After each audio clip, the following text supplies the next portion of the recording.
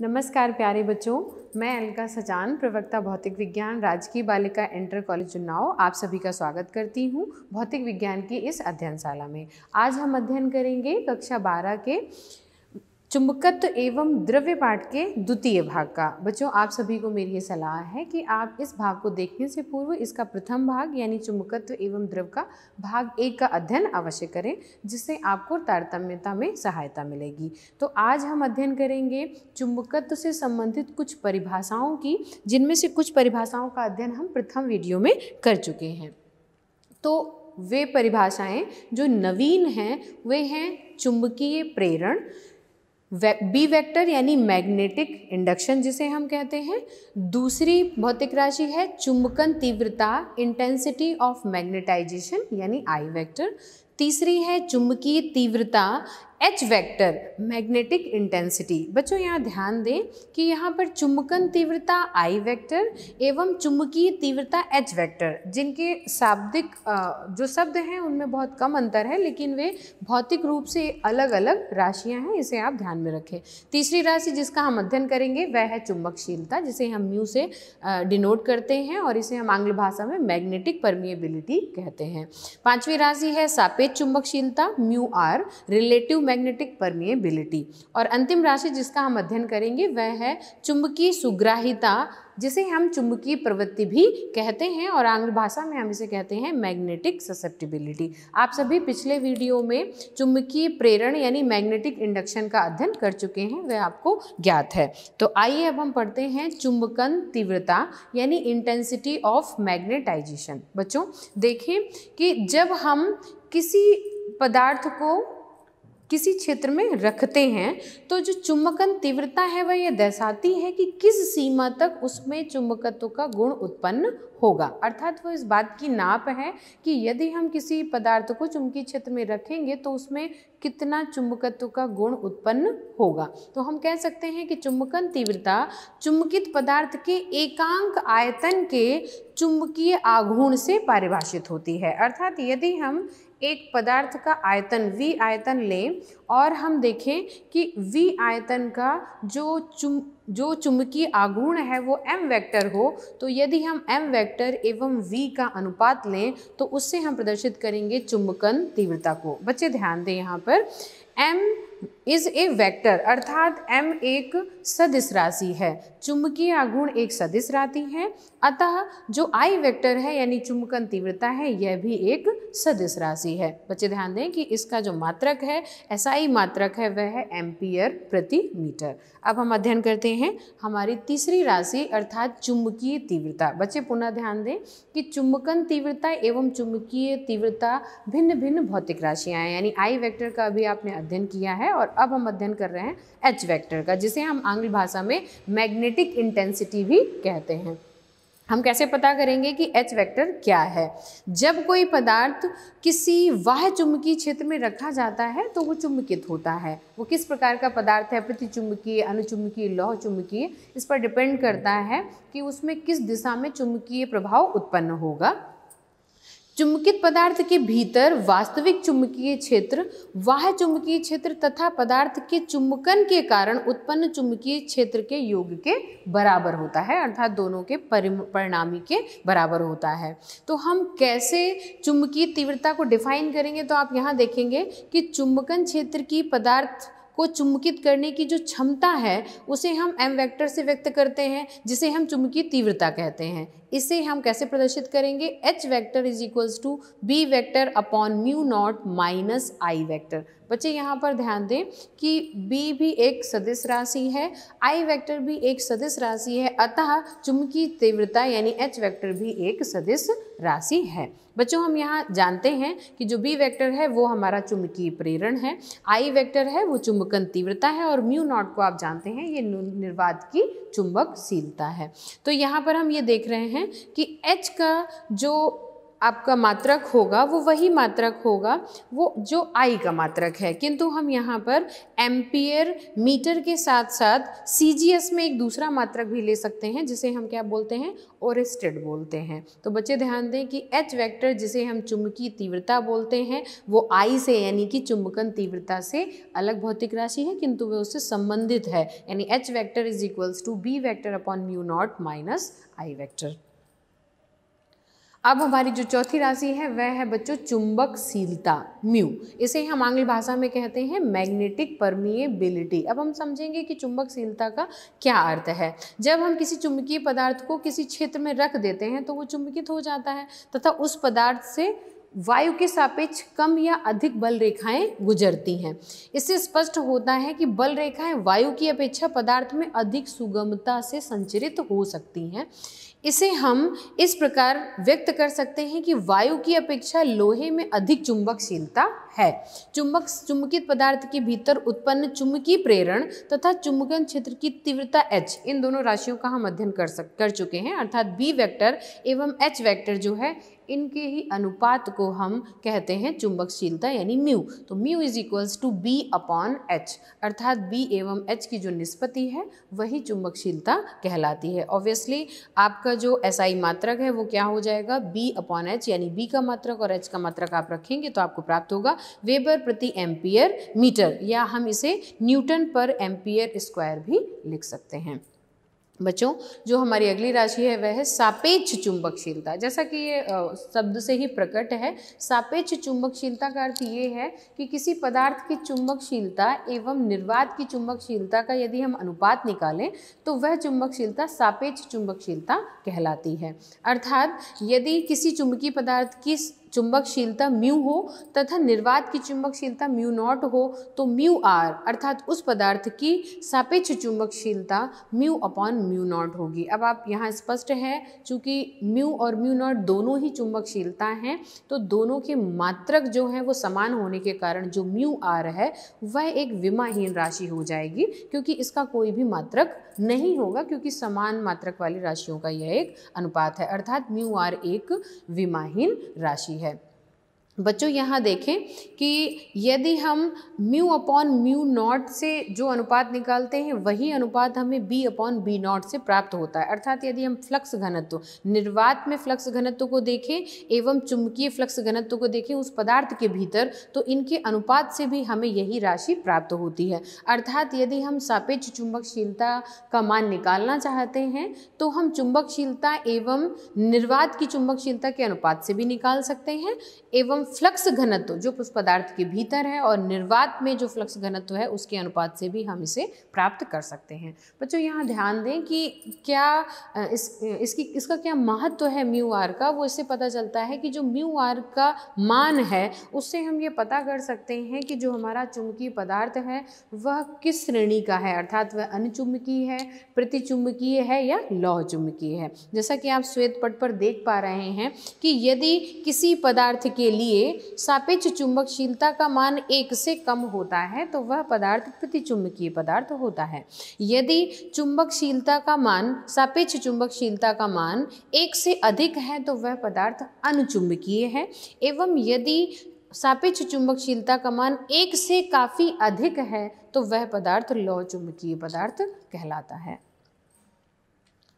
अब बच्चों देखते हैं चुंबकीय सुग्राहिता या चुंबकीय प्रवृत्ति। दो शब्द हैं जिनके एक ही अर्थ है, वे एक ही भौतिक राशि यानी कायम को प्रदर्शित करते हैं, जिसे हम आंग्ल भाषा में मैग्नेटिक ससेप्टिबिलिटी कहते हैं। बच्चों जैसा कि आप जानते हैं कि यदि हम किसी पदार्थ को किसी वाह्य चुंबकीय क्षेत्र में रखते हैं तो उसमें जो चुंबकत्व का गुण आता है वो H वेक्टर पर डिपेंड करता है, और यहाँ पर आप देख रहे हैं कि जो चुंबकन तीव्रता है वो चुंबकीय क्षेत्र की चुंबकीय तीव्रता के अनुक्रमानुपाती होती है। तो इस अनुक्रमानुपात को यदि हम इक्वलिटी में चेंज करेंगे तो यहाँ पर हम एक कांस्टेंट यूज करते हैं काई एम। बच्चों यही कांस्टेंट जो है वह चुंबकीय सुग्राहिता या चुंबकीय प्रवृत्ति कहलाता है। अर्थात ये इस बात की माप है कि कितनी सरलता से, कितनी सुगमता से चुंबकत्व का गुण उस पदार्थ में आ जाता है। तो यहाँ आप देखें कि पारिभाषिक रूप से हम कह सकते हैं कि किसी पदार्थ में उत्पन्न चुंबक चुंबकन तीव्रता यानी I तथा उसे उत्पन्न करने वाले चुंबकीय क्षेत्र की चुंबकीय तीव्रता के अनुपात को हम सुग्राहिता या चुंबकीय प्रवृत्ति कहते हैं, यानी कायम इज इक्वल्स टू I/H। बच्चों ये हमें पता है क्योंकि I और H का जो मात्रक है वह समान होता है, इसलिए जो कायम है वह एक संख्या होती है, अर्थात उसका कोई भी मात्रक नहीं होता है, वो एक संख्या है, शुद्ध संख्या है। निर्वात के लिए जो कायम है उसका मान 0 होता है क्योंकि निर्वात में कोई भी चुंबकन नहीं होता है। बच्चों ये ध्यान दें कि कायम के मान से भी हम यह पता लगा सकते हैं कि जो हमारा पदार्थ है उसका जो चुंबकत्व का गुण है वो किस प्रकार का है, अनुचुंबकीय है, प्रतिचुंबकीय है या लौह चुंबकीय है। तो हम देखेंगे कि यदि कायम का धनात्मक मान है तो वह पदार्थ अनुचुंबकीय है, यदि कायम का मान ऋणात्मक है तो वह प्रतिचुंबकीय है। धनात्मक मान में बस इतना अंतर है कि लौह पदार्थों के लिए जो कायम का मान होगा वो धनात्मक होने के साथ साथ काफ़ी अधिक होगा, जबकि कायम का जो मान धनात्मक हो लेकिन कम हो वो क्या होगा, वो प्रतिचुंबकीय पदार्थों के लिए होगा। तो ऐसा जैसा कि आप समझ रहे हैं। अब एक चीज़ और समझें कि जो कायम है ये करेक्ट नियतांक नहीं है, अर्थात ये सदैव नियत नहीं रहता है, इसके मान में परिवर्तन हो सकता है। अलग अलग पदार्थों के लिए, चुंबकीय पदार्थों के लिए इसका मान अलग अलग होगा, लेकिन आपको ये याद रखना है कि यह एक विशुद्ध संख्या है, इसका कोई भी मात्रक नहीं होता है।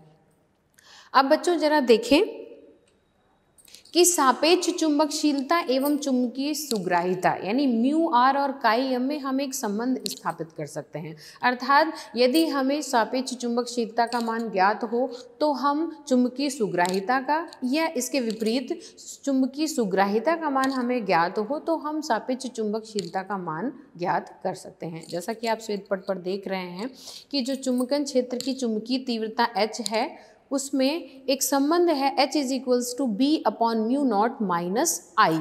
यहाँ पर आपको पता है कि हमें पूर्व से ज्ञात है कि B is equals to μH + I। ये यहाँ पर एक गणितीय सूत्र है, तिर्यक गुणा करके निकाल लिया गया है यहाँ पर, और यहाँ ये बाय मिस्टेक काई m × H है, ये पावर में नहीं है। यहाँ पर काई m पदार्थ की चुंबकीय सुग्राहिता है, अर्थात B is equals to μ0H 1 + काई m। यहाँ से आप फिर एक बार लिख सकते हैं, हमें ज्ञात है कि B इज इक्वल्स टू होता है μH, यानी कि जहाँ पे म्यू क्या है, चुंबकशीलता है, तो यदि हम यहाँ पर रिप्लेस कर देंगे तो आपको प्राप्त होगा μ इज इक्वल्स टू μ0 1 + काई m।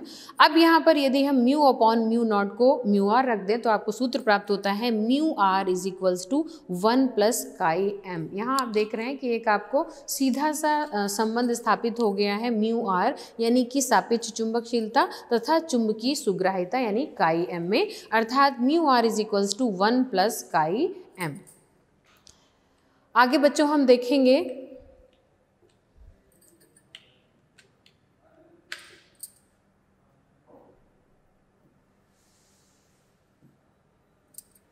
देखेंगे कि हमने अभी कुछ परिभाषाएं पढ़ी, चुंबकशीलता पढ़ा आपने, सापेक्ष चुंबकशीलता पढ़ा, चुंबकीय तीव्रता पढ़ा।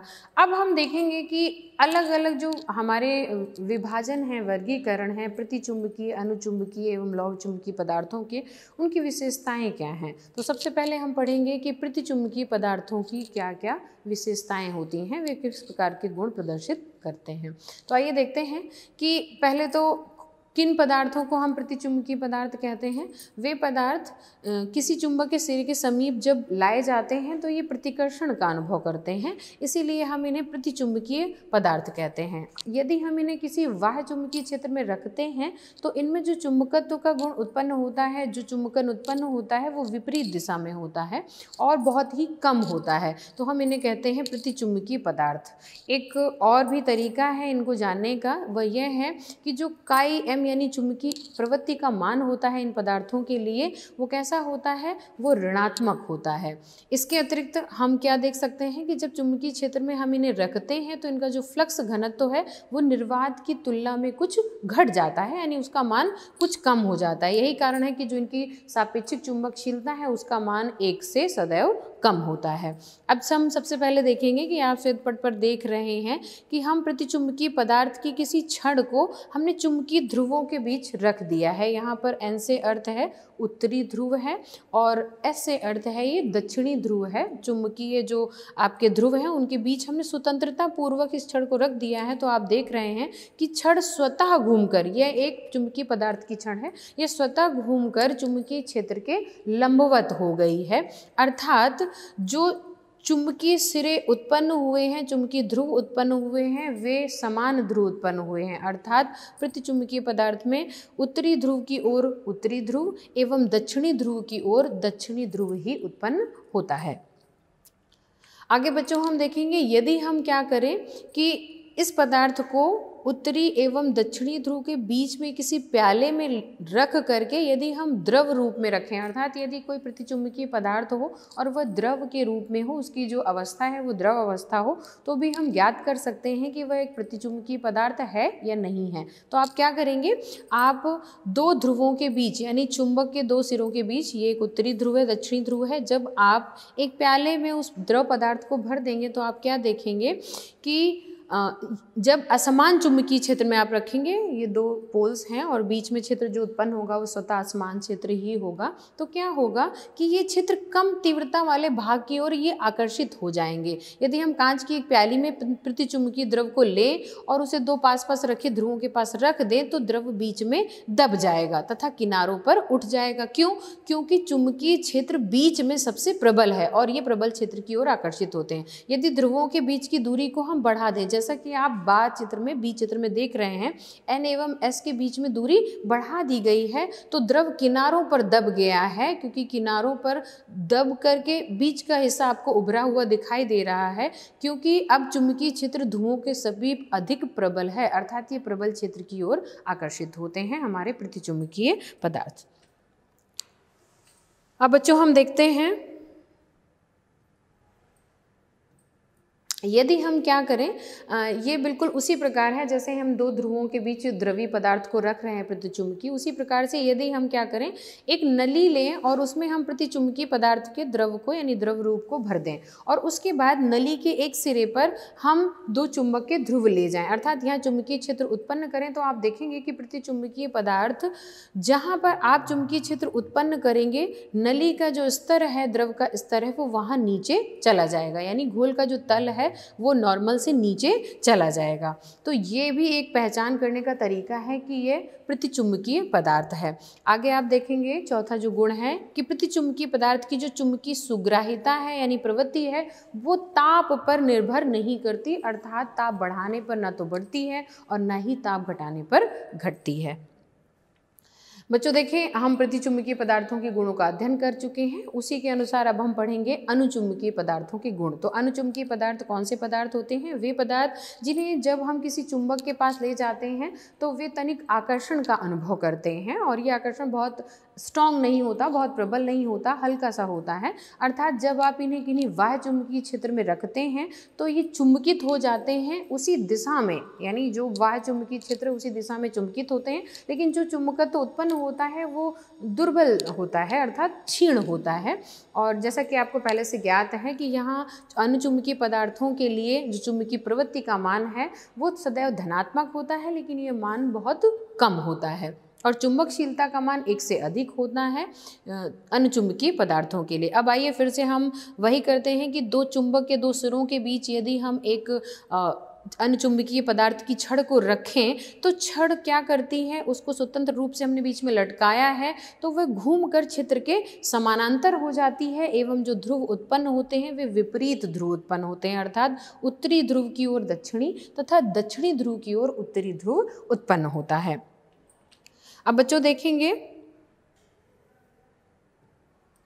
इसी प्रकार आप देखेंगे कि यदि हम द्रवीय रूप लें, द्रव रूप लें किसी अनुचुंबकीय पदार्थ का तो ये बिल्कुल विपरीत व्यवहार करेगा जैसा कि आपके प्रतिचुंबकीय द्रव करता था। यहाँ पर क्या होगा कि यदि हम पास पास रखा है हमने दोनों पोल्स को तो जो ये द्रव है ये किनारों पर दबा हुआ है, यानी ये दुर्बल क्षेत्र की ओर आकर्षित होता है। यदि हम नॉर्थ और साउथ पोल के बीच की दूरी बढ़ा देते हैं तो बीच में आपका जो द्रव है वो दब जाता है, बीच में तल आपको दबा हुआ प्रतीत होता है। क्यों? क्योंकि अब चुंबकीय क्षेत्र ध्रुवों के समीप प्रबल है और ये दुर्बल की ओर आकर्षित होता है। यदि हम यू नली में भर देंगे तो बिल्कुल उसी प्रकार होगा कि जहाँ हम क्षेत्र को उत्पन्न करेंगे उस नली में तल ऊपर उठ जाएगा।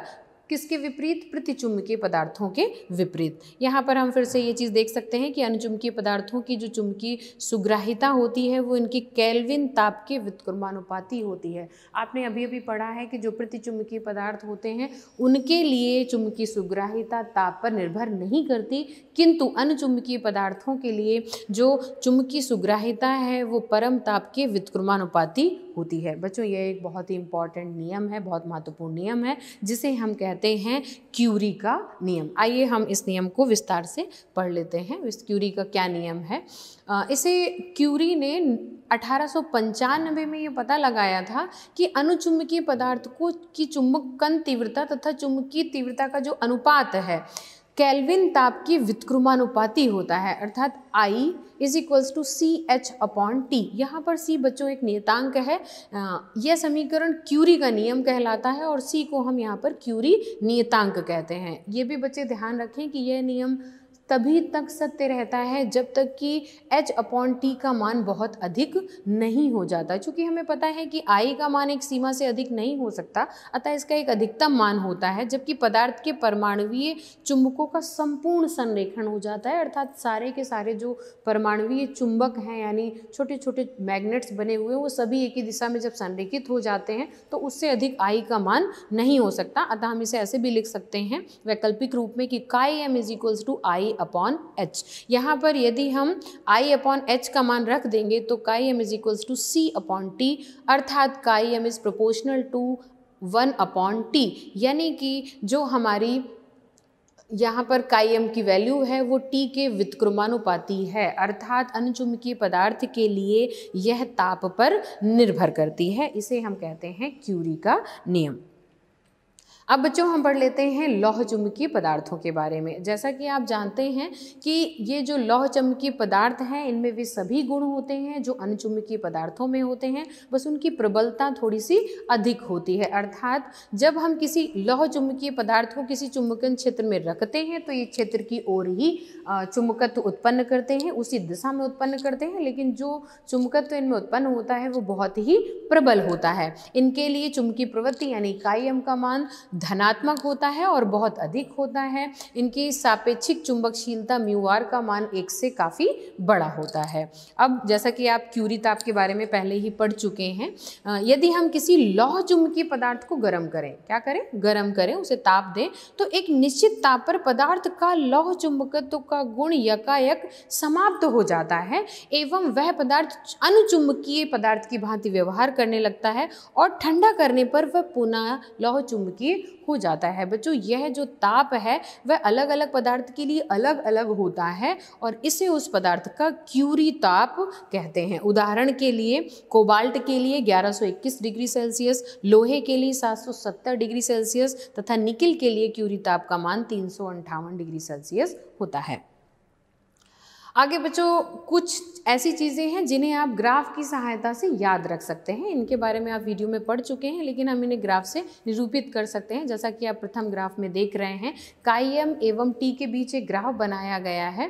प्रतिचुंबकीय पदार्थों के लिए चुंबकीय प्रवृत्ति का मान ऋणात्मक होता है एवं वह ताप पर निर्भर नहीं करता। अतः आप देख रहे हैं कि मूल बिंदु से नीचे आपने एक सरल रेखा बनाई हुई है, ऋणात्मक है एवं स्थिर है मान। दूसरा आप ग्राफ देख रहे हैं जिसमें अनुचुंबकीय पदार्थों के लिए Chi_m का मान धनात्मक होता है एवं T के व्युत्क्रमानुपाती होता है, जैसा कि आपको ग्राफ से प्रतीत हो रहा है। तीसरा आप देखिए, लौह चुंबकीय पदार्थों के लिए जो Chi_m का मान है वो धनात्मक होता है। इसकी ताप पर निर्भरता क्यूरी एवं वीन्स के नियम पर आधारित होती है। जैसा कि आप देख रहे हैं कि बी चित्र से सी चित्र का ग्राफ कुछ अलग है, अर्थात भिन्न है। अनुचुंबकीय पदार्थों के लिए Chi_m का T के सापेक्ष जो परिवर्तन है वो दूसरे ग्राफ के अनुसार होता है बनिस्बत लौह चुंबकीय पदार्थों के लिए, जिसमें आप Chi_m को अनुक्रमानुपाती पाते हैं T1/T - Tc के। अनुचुंबकीय पदार्थों के लिए यहाँ पर TC क्या है, क्यूरी ताप है, जैसा कि आप पहले से जानते हैं। अब बच्चों हम एक तुलनात्मक अध्ययन भी कर सकते हैं अनुचुंबकीय, प्रतिचुंबकीय एवं लौह चुंबकीय पदार्थों का। हम सभी पदार्थों के बारे में अलग अलग प्राप्त कर चुके हैं ज्ञान की किस प्रकार से वे व्यवहार करते हैं, और यदि हम चाहें तो हम इसे एक सारणी के रूप में भी अध्ययन कर सकते हैं। तो आइए हम समग्र रूप से देखते हैं कि प्रतिचुंबकीय, अनुचुंबकीय एवं लौह चुंबकीय पदार्थों में क्या भिन्नता होती है। सबसे पहले तो आपको पता है कि प्रतिचुंबकीय पदार्थ जो बाह्य चुंबकीय क्षेत्र में रखे जाने पर विपरीत दिशा में चुंबकित होते हैं प्रतिचुंबकीय कहलाते हैं, और मामूली से यानी क्षीण रूप से चुंबकित होते हैं प्रतिचुंबकीय कहलाते हैं। अनुचुंबकीय वे पदार्थ हैं जो बाह्य चुंबकीय क्षेत्र में रखे जाने पर उसी दिशा में यानी बाह्य क्षेत्र की दिशा में ही चुंबकित होते हैं, लेकिन दुर्बल रूप से। जबकि लौह चुंबकीय पदार्थ अनुचुंबकीय पदार्थों की भांति ही बाह्य चुंबकीय क्षेत्र की दिशा में ही चुंबकित होते हैं, किंतु उनका चुंबकन अत्यंत प्रबल होता है। दूसरा बिंदु क्या है, चुंबकीय क्षेत्र को हटा लेने पर प्रतिचुंबकीय पदार्थों में कोई भी चुंबकत्व का गुण नहीं रह जाता है। अनुचुंबकीय पदार्थों में भी यही स्थिति होती है, बाह्य चुंबकीय क्षेत्र हटा लेने पर चुंबकत्व का गुण समाप्त हो जाता है, किंतु लौह चुंबकीय पदार्थों में बाह्य चुंबकीय क्षेत्र हटाने पर भी इनका चुंबकन समाप्त नहीं होता है। तीसरा बिंदु क्या है, यदि हम किसी चुंबक के सिरे को किसी प्रतिचुंबकीय पदार्थ के पास ले जाएंगे तो वह प्रतिकर्षण का अनुभव करेगा। अनुचुंबकीय में आकर्षण किंतु क्षीण होगा, लौह चुंबकीय में आकर्षण किंतु प्रबल होगा। चौथा बिंदु है, असमान क्षेत्र में रखे जाने पर प्रतिचुंबकीय पदार्थ कम तीव्रता वाले भाग की ओर आकर्षित होते हैं, अनुचुंबकीय पदार्थ अधिक तीव्रता वाले भाग की ओर आकर्षित होते हैं, और लौह चुंबकीय भी अधिक किंतु अधिक प्रबल रूप से आकर्षित होने की प्रवृत्ति रखते हैं। पांचवा बिंदु है हमारा कि जो चुंबकीय प्रवृत्ति है वो प्रतिचुंबकीय पदार्थों की ऋणात्मक होती है, अनुचुंबकीय पदार्थों की धनात्मक, किंतु उसका मान कम होता है। लौह चुंबकीय पदार्थों के लिए धनात्मक, किंतु उनका मान काफ़ी अधिक होता है। अब बच्चों देखें, छठवां बिंदु है जो हमारे लिए चुंबकशीलता है प्रतिचुंबकीय पदार्थों की, वह ऋणात्मक उसका मान 1 से कम होता है, ऋणात्मक नहीं, उसका मान 1 से कुछ कम होता है। अनुचुंबकीय पदार्थों के लिए चुंबकशीलता का जो मान है वह 1 से कुछ अधिक होता है, और लौह चुंबकीय पदार्थों के लिए इसका मान 1 से काफ़ी अधिक होता है, अर्थात उसका मान अधिक होता है। सातवां बिंदु जिसमें हम लिख सकते हैं, ये आपको पता है पहले से ही कि प्रतिचुंबकीय पदार्थों में के जो परमाणु उसमें इलेक्ट्रॉनों की संख्या सम होती है, अर्थात वो 2 के गुणक के रूप में होती है, यानी वे युग्म बना लेते हैं और प्रत्येक युग्म में इलेक्ट्रॉन का चक्रण दूसरे के विपरीत होता है। यही कारण है कि जो नेट चुंबकीय आघूर्ण है वह 0 होता है, जबकि अनुचुंबकीय में इसके विपरीत विषम संख्याएं पाई जाती हैं, और लौह चुंबकीय में भी क्या होता है, विषम संख्या होती है, तथा डोमेनों के कारण अव्यवस्थित होने के कारण यहाँ पर प्रबल डोमेन क्षेत्र उत्पन्न हो जाते हैं। और अब हम उदाहरण के रूप में ले सकते हैं कि जो हमारे प्रतिचुंबकीय पदार्थ हैं वे ठोस, द्रव, गैस तीनों रूपों में पाए जा सकते हैं, और जो हमारे अनुचुंबकीय पदार्थ हैं ये भी ठोस, द्रव, गैस के रूप में पाए जा सकते हैं, और जो हमारे लौह चुंबकीय पदार्थ हैं ये प्रायः क्रिस्टली ठोसों के रूप में ही पाए जा सकते हैं। और अंत में हम इनके उदाहरण भी देख सकते हैं। प्रतिचुंबकीय पदार्थों के उदाहरण हैं जैसे Ag है, Au है, एंटीमनी है, बिस्मथ है, कॉपर है, सोडियम क्लोराइड है, शेष उदाहरण आप देख सकते हैं श्वेत पट पर। अनुचुंबकीय पदार्थों के उदाहरण है प्लेटिनम, एल्यूमिनियम, क्रोमियम, सोडियम इत्यादि। जबकि लौह चुंबकीयत्व के जो उदाहरण हैं, प्रबल उदाहरण हैं, वे हैं आयरन, निकल और कोबाल्ट। बच्चों, तो इस वीडियो में हमने अध्ययन किया प्रतिचुंबकीय पदार्थों से संबंधित, अनुचुंबकीय पदार्थों से संबंधित, लौह चुंबकीय पदार्थों से संबंधित कुछ परिभाषाएं एवं उनके गुण। बहुत बहुत धन्यवाद। अगला जो हमारा वीडियो होगा उसमें हम अवशेष गुणों का अध्ययन करेंगे और शेष चीज़ों का अध्ययन करेंगे। और तो मिलते हैं हम अपने अगले वीडियो में, जिसमें हम इन विभिन्न चीज़ों का फिर से अध्ययन करेंगे भाग 3 में। बहुत बहुत धन्यवाद।